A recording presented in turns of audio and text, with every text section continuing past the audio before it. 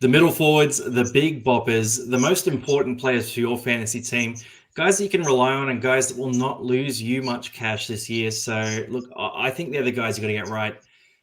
Biz, I want to start us off here talking about these middle forward options. We have the top 8 middle forwards to talk about here, and you need to pick sort of 3 to 5 guys from this list if you want to win fantasy this year. So, first guy I want to talk about is Payne Haas. And with Payne Haas, you would have gone into last year thinking that he can't possibly be better than he was in 2022. We were all wrong on that front. Between 2 years ago and last year, his stats changed a lot. He went from 3 tackle breaks to 5 tackle breaks, 1 offload to 2 offloads, and 163 meters a game to 187 meters a game. So for me, I'm looking at him and I'm going, all right, that was a great year last year. That Broncos pack was on top. They lose Tommy Flegler, which could mean a little more work for him, but it also could mean tougher sledding for him too. The other thing I look at with Payne Haas here is he played a bit on the edge last year. So he benefited from running at halves and running at edge back rowers and getting a lot of free offloads out there. Maybe they pull him back in. But at the same time, they lose Capewell as well. So maybe they need him out there being that threat. For me, Payne Haas is a must-have, though, at the start of the year. So he didn't score below 60 points until round 8 last year. And I'm expecting him to start hot again. Are you starting with Payne Haas this year, or are you skipping on this guy? I don't really have much more to add, Longy. I agree with everything you said. He's in my team. I think, look, yeah, he had a crazy year last year. Even if he performs worse this year, he's still a 60 average guy. Like, I just can't see a world where Payne Haas doesn't score at least 58 to 60 points a game, even when he's not performing well, just because he can score in so many categories. He literally is the definition of a stat stuffer, everything other than kick meters and goals. He's in my team. Yeah, cool. I wouldn't be surprised. Guy's a freak. Be a spot on, man. You need to own him from round 1 to 12 and round 20 to the end of the year as well. Because during Origin, you're not going to want to touch him. But outside of that, he's a must-have guy. Isaiah Yo's the next one. And Yo's a guy who got ignored a lot last year, but you were one guy who didn't ignore him, Biz. And it worked out pretty well for you. Do you want to talk about him? Yeah, I mean, he's being ignored again. Like you can see, it's 5.85% ownership. A guy who averaged only half a point less than Payne Haas last year. It's 40% different. It's crazy to think about. And, Yo's also in my team. In my mids, as it stands, is three of the top guns and an absolute trash below it. So if any of these guys go down, I'm gone skis. But anyway, so I've got Yo in my team and Haas in my team. I just want guys like Yo is as safe as it gets. Like we spoke about in our hooker video. I don't know why we were speaking about Yo in a hooker video, but he's just a 55 to 65 guy. Nevertheless, not that much more. Captaincy option. My only problem with Yo is he has an early bye. It's in the first 5 rounds, and everyone's going to have Cleary in their team. So you're losing 2 guns at the start of the season. But the pros outweigh the cons. And unless he's injured, he's scoring 60 points. So he's in my team. And as a pod with 6% ownership, sign me up. Dude, I'm the same. Running these 2 and very cheap outside backs right now. So we're going to talk about some of those back options. But look, we need to find some good centers if we're going to be able to afford this. That's the tough part of all this. Well, we can skip the center video. We don't need those. Dude, centers is going to be rough. Next guy here, Jamaine Hopoate. He's our boy, both Para fans, so we really enjoyed him last year. That 60 average is pretty crazy. You throw in the dual position as well, which I don't think it's not that important to start the year because we have so many good value picks at edge. But I look at him and I go, look, 60.9. If he can maintain the offload rate he had last year, which was fantastic, and just continue to grow as a player, I can't see him being valued, but I also don't see him dropping off much. Are you concerned all about him? I mean, is he a guy where he's just a bit behind those top 2, so you won't pick him in Classic, but in a draft league, you might grab him perhaps? Absolutely in draft, but in Classic, here's my thing. I love Hopwood. I think he's got a lot of. Last year was his first full season of NRL, and he played excellent. Crazy. He was on the verge of a maroon spot. I think this year he's going to improve even further. My only question mark with Hopwood is last year the Eels pack were consistently injured. Madison missed a lot of games. Sean Lane missed a lot of games. Campbell Gillard missed a lot of games. there was always someone or the other hurt, which meant Hopwood was getting big minutes. Now, the Eels have one of the better packs on paper to start the year.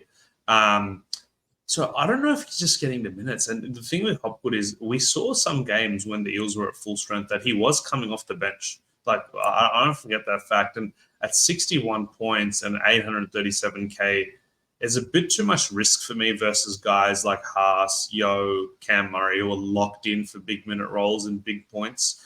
Hopwood could fall off to 45, 50, and I can, on the flip side, I can see him coming out with a 70, 80-point performance, but I'm not going to risk it. As much as I love you, Hoppy, you're the one I'm going to skip.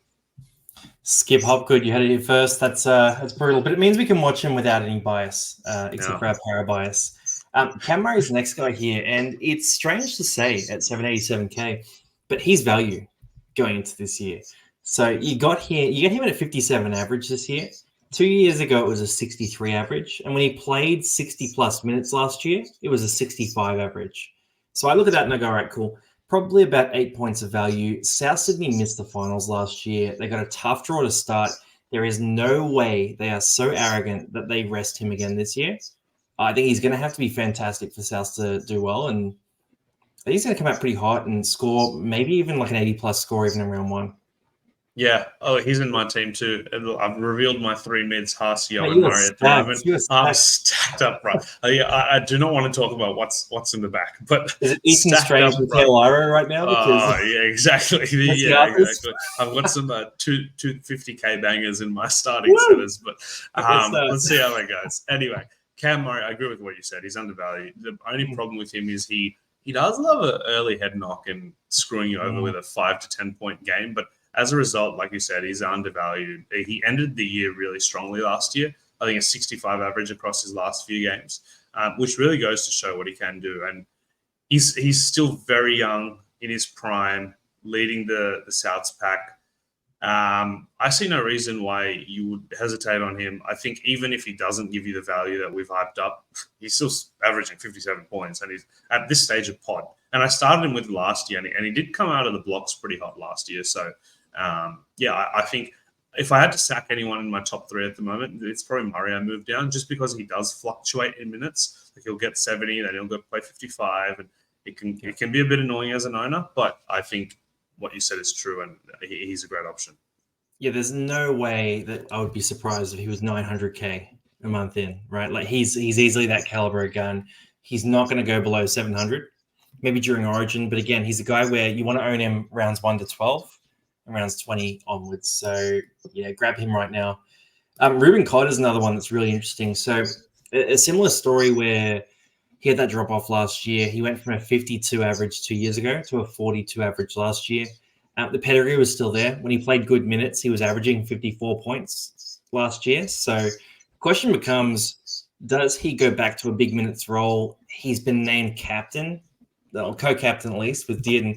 Do you think that makes a big difference? Do you think he goes back to big minutes? Is he value enough to start with at 587K, Biz? Look, here's the thing. I don't really he's value to start, to answer your question. And do I think he gets a few more minutes as a captain? Probably not, to be honest. And the reason I say that is I think Cotter is one of the biggest names in that Cowboys forward pack in terms of they really love him. And I think they want to preserve him in terms of they don't want to bash him up. He's not the biggest forward. They kind of play him in the middle. They don't want to bash him up over the year and then manage his minutes a bit more. And they do have a lot of good players in that pack where they can do that, especially him rotating with Tamalolo in the middle at times. And Jake Granville. Jake Granville. Oh, Jake Granville, the king. But, look, my thoughts there are that this guy has the talent, the skill and the work rate to be averaging 55, 60. And don't forget there was a phase in 2022 where he was playing 70, 75 minutes and averaging close to 70. So there is a world where he does that. The thing with Cowboys is, I say this every year, it's really hot up in Townsville at the start of the season. It's still rolling off summer and they usually get their minutes managed a bit more. So he's not someone I'm going to start with. But he's someone I'll watch because I think at the right price, if you pick him up and you see a big minute roll, he could be a cut price keeper. That's a good point. Watch the climate. I'm going to keep that in mind with captaincy options as well. So if we've got Payne Haas playing in North Queensland, it might be a guy to not captain that week. I do think, though, that Cotter could easily just come out and scorch it round one.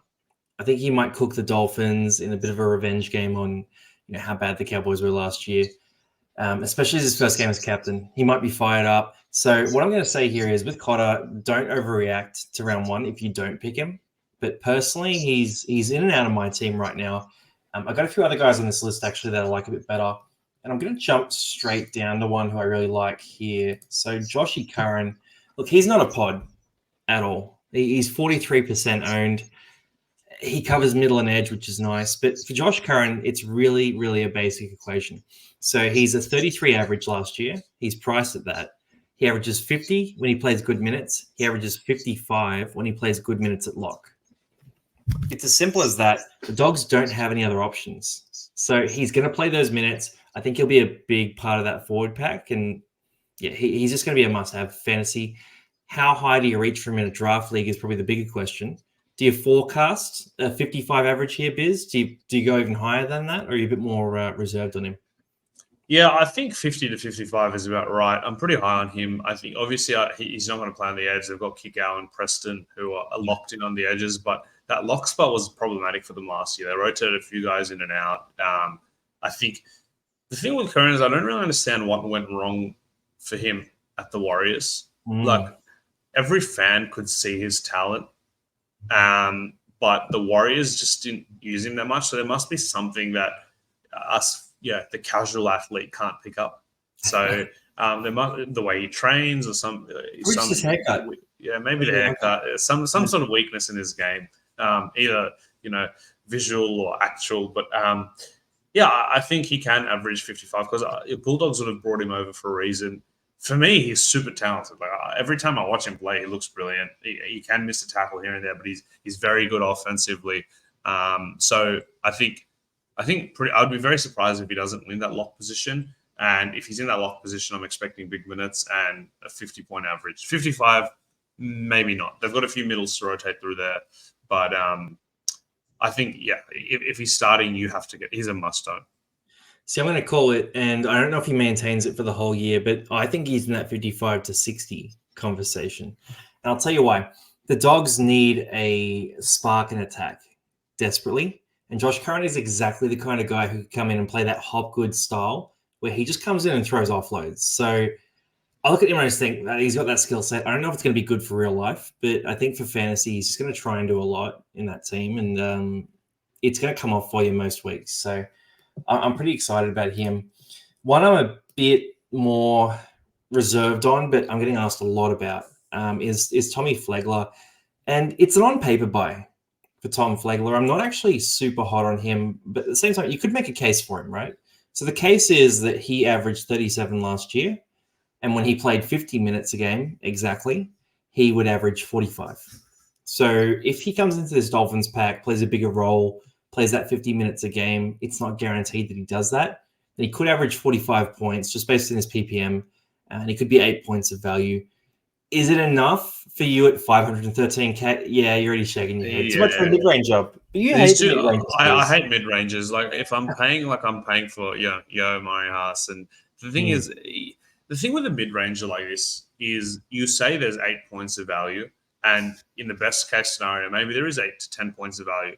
But going from 500K to 700K, that's a slow process. Like the incrementals, like people forget that 10 points undervalued when you're 200K versus like 600K, there's a big difference because the incremental jump you're making every week is a lot slower. So what's taking a cash cow 3 weeks to make 100K is going to take Flegler, 5 or 6 weeks. And all it takes is one low score. Maybe there's a game the Dolphins are getting blown out, or the Dolphins, a sin bin or whatever, he gets a 30. All of a sudden, his cash making just goes to 0, and you're starting all over again. So that's why I hate a mid-ranger, because I've had too many mid-rangers over the years who are looking good, bang, one low score, and you start all over again. So I think Flegler doesn't have that 55 points in him. I think the Dolphins like their workhorses and they rotate around a bit more. They've got Jesse Bromwich, Mark Nichols, Tom Gilbert, all these like really good players in the middle. I was going to say gun, but then maybe they're not all guns. But it's a pass from me. And I think in general, unless it's someone like a Josh Curran, like we talked about, who there's a pathway to being a keeper, like I'm just skipping this middle section. Here's my question for you then, because this guy is one that I'm a bit more excited about. Tavita Totola. So let me throw some stats at you here. 2 years ago, he was a 44 average. Last year, he was a 35 average. He's a guy who in real life is on an ascendancy in terms of his form, if you take out the injuries of last year. And when he played last year at 50-plus minutes, he averaged 54 points. When he played 60-plus minutes, it was a 67 average. That's 2 games, and he scored a try in one of them, so I'm not gonna hold you to that. But he's a 1 ppm kind of guy. And I just look at that Souths forward pack. You get Kepi in, you lose Jaime Selly. They've sort of shuffled the chairs a bit. I think he comes in good this year. And I think he comes in and he averages that mid-40s score with the potential for more. And he's a guy you can just rely on comfortably because not every player in your 17 can be a gun. And I'm just not seeing that many of the real cheapies that I could trust the way I could trust like a Tavita Totola. Yeah, I agree with your thesis, but I think kind of what I was saying before, unless I'm predicting that 50 average at 45, he doesn't really interest me that much. Like at 485k, he's a proper mid-ranger, but I can see him averaging 45 to 50, but I would want to see more of a pathway to 55, 60 minutes to get that right versus like the thing with guys like Totola is every year if you look at them on a statistical basis on points per minutes, projected minutes, yeah, they look great. But the problem is with these guys, the minutes just always fluctuate. Yeah, injury, you can't control that. But even non-injury games, they kind of go up, down. And overall, it's kind of why they come out where they are year in, year out. Now, you obviously have to kind of read through the lens there and figure out which one's actually ready for a breakout. But I'm not sure Totola's that guy for me. So I get it if you pick him. But I personally, unless something really changes over the next few weeks, like I'll be starting without him. Fair enough. See, I trust him. That's what I'm looking at there. And those early points are pretty important. But at the same time, if there are a few more cheapies that pop up, guys, we're going to talk about that Cash Cows video. A few of them are popping up at the bottom there already. That could be a different conversation. So let's sum it up here. And we want to pick our 3 guys that we're really hot on. Obviously, Payne Haas is that guy. He's a top-tier gun. I don't think we can just list the top 3 guys here. But I think we like Payne Haas. Isaiah Yeo is exactly what you're paying for. Cam Murray has upside. Ruben Cotter is a bit of a dice roll. Flegler not enough. Totola potentially not enough. And Josh Curran is that slam dunk money maker in the mid-range. Would you say that's fair? Agree. I think you need 1 or 2 of Haas, Yeo, and Murray. Like you definitely need at least 1.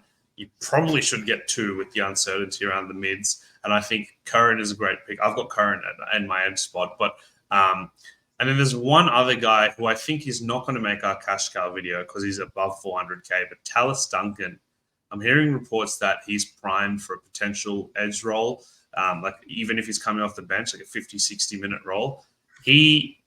Unless I see it in the Charity Shield, I'm not going to start with him. But he's one to keep on your radar and be ready to shuffle your team around to bring him because he had a great start to his career last year. And I'm not sure if you're covering him in our Cash Cows video, Longy, but he's a name to watch out for.